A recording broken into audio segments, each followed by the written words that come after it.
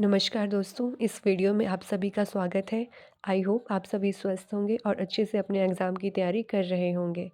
तो आज की इस वीडियो में हम जो टॉपिक कवर करने जा रहे हैं वो है वाइगॉत्स्की सोशियो कल्चरल अप्रोच। मतलब वाइगॉत्स्की का सामाजिक सांस्कृतिक सिद्धांत। ये जो थियरी है ये एग्ज़ाम के पॉइंट ऑफ व्यू से मोस्ट इम्पॉर्टेंट थियरी है। इसको आप अच्छे से करिएगा क्योंकि क्या है, इस टॉपिक से एग्ज़ाम में क्वेश्चन देखने को मिलते हैं। तो सबसे पहले बात करते हैं वाइगॉत्स्की की। वाइगॉत्स्की जो है एक रशियन साइकोलॉजिस्ट थे, जो 37 साल की अवस्था में जो है उनकी डेथ हो गई थी। हालाँकि ये तो पूछा नहीं जाता, लेकिन आप इतना याद रखिएगा कि जो वाइगॉत्स्की हैं वो एक रशियन साइकोलॉजिस्ट थे। अब जैसे कि इन्होंने थियरी दी है सोशियो कल्चर, तो क्या है, इसके नाम से पता लग रहा है कि ये सोसाइटी और कल्चर से रिलेटेड है। इन्होंने 3 चीज़ों को ज़्यादा महत्व दिया था, वो है सोसाइटी, कल्चर और लैंग्वेज। लैंग्वेज जो है इन्होंने एज़ अ टूल लिया था लैंग्वेज को। सोसाइटी में क्या है, सोशल इंटरेक्शन होती है बच्चों की अन्य लोगों के साथ। तो इन्होंने सोसाइटी को इम्पोर्टेंस दी। अब जो सोसाइटी और जो हमारा समाज और संस्कृति है उससे बच्चा सीखता है भाषा के माध्यम से। और इन्होंने एक और बात कही थी कि पहले क्या होता है, पहले लर्निंग होगी फिर डेवलपमेंट होगी। और इनके अनुसार और इन्होंने जो है एज को ज़्यादा महत्व नहीं दिया था। इन्होंने कहा था कि जो डेवलपमेंट है वो कंटिन्यूअस प्रोसेस है, जबकि जो हमारे पियाजे हैं उन्होंने कहा था कि डेवलपमेंट जो है डिसकंटिन्यूअस प्रोसेस है। पियाजे के बारे में हम अलग से इनकी थियोरी में बात करेंगे। अब इन्होंने कहा कि लैंग्वेज, जो एक और बात कही थी वाइगॉत्स्की ने, कि लैंग्वेज और जो थॉट है वो इंडिपेंडेंट होते हैं। कब तक? 3 साल तक। और 3 साल के बाद क्या ये मर्ज हो जाते हैं, ये पैरेलली काम करते हैं। लेकिन पियाजे ने इसका उल्टा कहा था। उन्होंने कहा था थॉट प्रोसीड्स लैंग्वेज, की पहले विचार आएगा फिर भाषा आएगी। और वाइगॉत्स्की ने कहा कि 3 साल तक जो है भाषा और विचार स्वतंत्र काम करते हैं और उसके बाद जो है मर्ज होने लगते हैं या पैरेलली चलते हैं। ये बात कही थी हमारे वाइगॉत्स्की ने। अब जो वाइगॉत्स्की हैं इन्होंने 3 कॉन्सेप्ट दिए थे जिनकी बात कर लेते हैं। वो थे जेडपीडी, स्कैफोल्डिंग और एमकेओ। अब सबसे पहले जो है हम बात करेंगे ZPD, zone of proximal development, संभावित विकास का क्षेत्र। अब ये जो है ये वह दायरा है जहाँ स्कैफोल्डिंग दी जाती है। कौन? जेडपीडी एक दायरा है जिसके अंदर स्कैफोल्डिंग दी जाती है। किसी चीज़ को सिखाने की संभावना हो वहाँ पर दी जाएगी स्कैफोल्डिंग। और स्कैफोल्डिंग हमें देगा जो ज़्यादा जानता होगा हमसे उस टॉपिक के रिगार्डिंग, जिसे हम एमकेओ कहते हैं, जो स्कैफोल्डिंग देगा। अब जो, जैसे मान लीजिए ये कोई इंडिविजुअल है, इंडिविजुअल चाइल्ड है या व्यक्ति है, और ये एक दायरा है जिसको हम जेड पी डी कहते हैं। अब इस दायरे के अंदर जो है बच्चा सीख रहा है कुछ, और वहाँ पे उसको जो है कोई प्रॉब्लम आ रही है या अटक जाता है किसी टॉपिक पे। अब इसमें क्या दी जाएगी उसको, इस दायरे के अंदर उसको दी जाएगी स्कैफोल्डिंग। क्या दी जाएगी? स्कैप फोल्डिंग। और ये स्कैफोल्डिंग कौन देगा? एमकेओ, जो मोर नॉलेजेबल अदर, कोई व्यक्ति होगा जो ज़्यादा नॉलेज रखता होगा वो देगा स्कैफोल्डिंग। अब जैसे मान लीजिए आप साइकिल चलाना सीख रहे हैं या बाइक चलाना सीख रहे हैं। आप बाइक चला रहे हैं तो क्या है कि आप बाइक चलाएंगे तो सबसे पहले आपको जो दिक्कत आएगी वो आएगी बैलेंस बनाने में। अब बैलेंस बनाने के लिए क्या है, जैसे आप बाइक चलाना चाहते हैं, सीखने वाला जो सीख सकते हैं आप, वो हो गया आपका जेडपीडी। और जो आपको सिखाएगा वो हो गया मोर नॉलेजेबल अदर।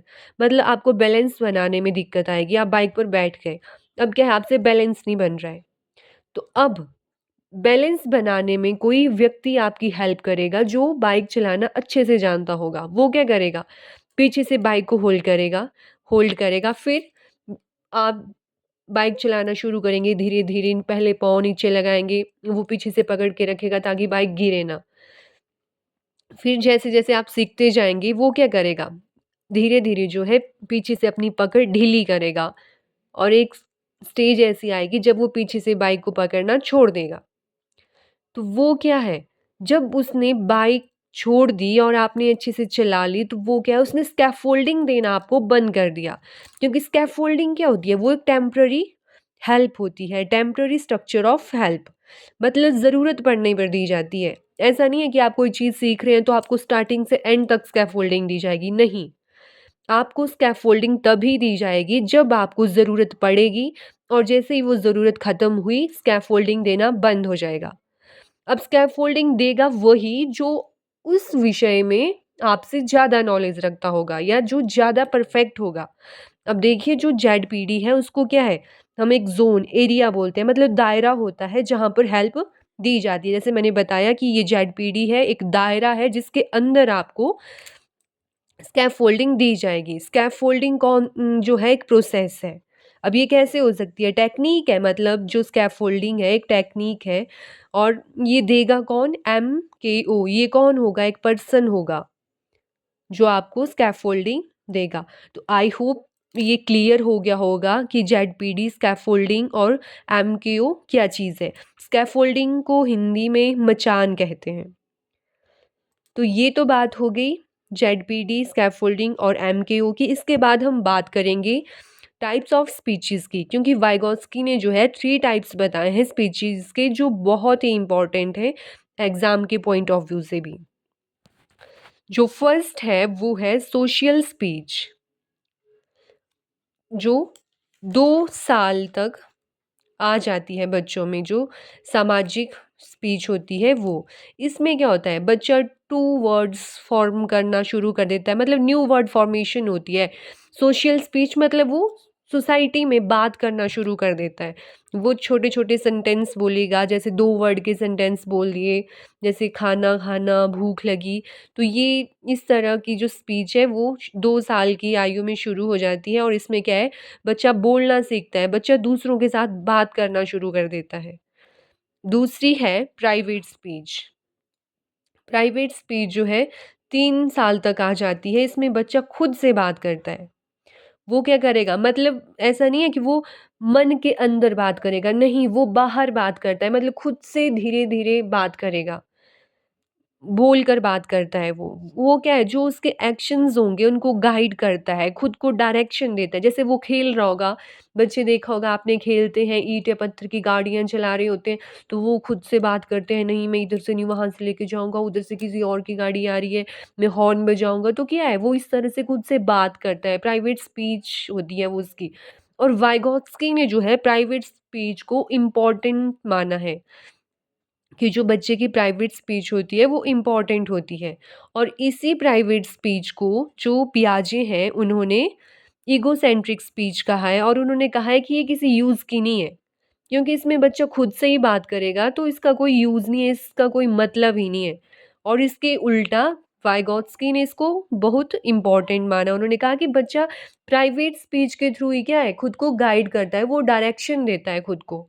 और इसमें जो थर्ड टाइप ऑफ स्पीच है वो है साइलेंट इनर स्पीच, जो 7 साल तक आ जाती है। इसमें क्या है, बच्चा खुद से बात करता है, मतलब साइलेंट इनर स्पीच, इनर मतलब आंतरिक, खुद में अंदर ही अंदर बात करेगा, मतलब आवाज़ नहीं निकालेगा। जैसे हम मन में कुछ भी सोचते हैं, हम अपने मन में खुद से बात करते हैं, जैसे बैठे हैं, मुंह से आवाज़ नहीं निकाल रहे हैं, लेकिन मन में बोलेंगे कि आज मैंने ये टॉपिक कवर करना है, मैं ये पढ़ूँगा, एग्ज़ाम की तैयारी ऐसे करूँगा, ऐसे करूँगी।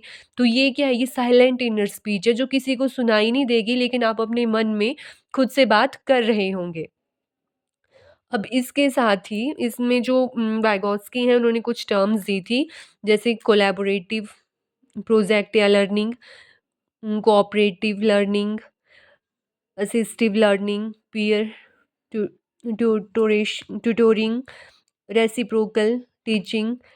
तो ये कुछ टर्म्स दी थी वाइगोत्स्की ने, जिनको समझ लेते हैं वन बाय वन। अब पहले बात करेंगे कोलैबोरेटिव प्रोजेक्ट या लर्निंग। जैसे नाम से ही पता लग रहा है, कोलैब करेंगे मतलब ग्रुप में सीखेगा बच्चा। दूसरी तरह कोऑपरेटिव लर्निंग। अब कोऑपरेट कोलैब मतलब सहयोग से होगा कोई भी काम और ग्रुप में होगा। तो इनमें क्या है, बच्चा ग्रुप में सहयोग से काम करेगा। उसी तरह से हमारी असिस्टिव लर्निंग है, उसमें भी क्या असिस्ट करते हैं एक दूसरे को बच्चे ग्रुप में। फिर बात करते हैं पीयर ट्यूटोरिंग की। अब इसमें क्या होता है, पीयर ग्रुप जो होता है वो होता है सेम एज के बच्चों का, मतलब सेम एज के जो बच्चे होंगे वो ग्रुप में सीखेंगे, वो मिलकर पढ़ेंगे एक दूसरे के साथ, किसी टॉपिक या सब्जेक्ट पर जो है डिस्कस करेंगे। या कोई बच्चा जो है किसी सब्जेक्ट में या टॉपिक में बेहतर है तो वो अपने ग्रुप के बच्चों को उसके रिगार्डिंग पढ़ाएगा। जैसे मान लो मेरा सीडीपी जो सब्जेक्ट है, चाइल्ड पेडागोजी जो है वो अच्छा है, और मेरी कोई फ्रेंड है उसका वो सब्जेक्ट इतना अच्छा नहीं है, तो मैं उसको हेल्प करूँगी। और मेरी फ्रेंड है उसका जैसे हिंदी मैथ वो इन सब्जेक्टों में अच्छी है, और मेरे को कहीं पे प्रॉब्लम आ रही है तो वो क्या करेगी, वो मुझे पढ़ाएगी। तो ऐसे ही जो है पीयर ग्रुप में बच्चे सीखते हैं मिलकर, और ज़रूरत पड़ने पर एक दूसरे की हेल्प करते हैं। उसके बाद आ गया रेसिप्रोकल टीचिंग, नाम से ही पता लग रहा है रेसिप्रोकल। इसमें क्या है, एक दूसरे पर प्रभाव डालते हैं। अब ये प्रभाव बच्चे बच्चों पर भी डाल सकते हैं, टीचर का बच्चों के ऊपर पड़ सकता है, और बच्चों का टीचर के ऊपर भी पड़ सकता है, पर प्रभाव पड़ेगा। अब इसके बाद हम बात करेंगे इसकी जो एजुकेशनल इम्प्लीकेशन है वो क्या है। तो इसमें वही बात है कि बच्चा जो है ग्रुप में सीखेगा, उसकी इंटरेक्शन होगी अन्य बच्चों के साथ। तो ये जो थियोरी थी ये दी थी वाइगॉत्स्की ने। आप इसके स्क्रीनशॉट भी ले सकते हैं ताकि आप अच्छे से अपनी नोट्स प्रिपेयर कर सकें। तो इसमें आपने जैसे देखा, और एक और बात, जो हमारे वाइगॉत्स्की है वो एक सोशल कंस्ट्रक्टिविस्ट थे। वाइगॉत्स्की सोशल कंस्ट्रक्टिविस्ट थे, और जो पियाजे हैं वो रेडियल कंस्ट्रक्टिविस्ट हैं। तो ये बात ध्यान में रखिएगा कि वाइगॉत्स्की हैं, उन्होंने 3 चीज़ों को ज़्यादा महत्व दिया, सोसाइटी, कल्चर और लैंग्वेज। जिसमें लैंग्वेज को उन्होंने एज अ टूल यूज़ किया।